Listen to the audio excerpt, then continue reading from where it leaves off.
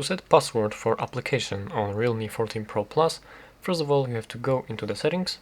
From here go into the security and privacy, and right here you have to find the app lock, which is all the way down in the special features.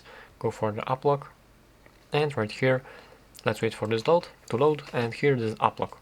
So simply press the switch to turn it on, and you are being notified that you have to set a privacy password first. So let's go for the settings, and here set your privacy passwords which should have at least 6 digits. So let's set the password, and you have to input your password again to confirm it.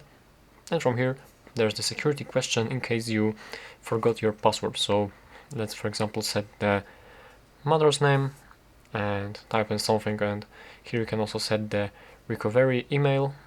Actually I have to input here something, I don't know, let's input the number 1, confirm, and now the app lock is turned on. And here you can you have the list of all of the applications which you can lock right here. So let's for example say that I want to lock the Facebook application. Simply press the switch to lock this up like this, and the app has been locked. And you can also use the face data or the fingerprint to unlock this application if you want to.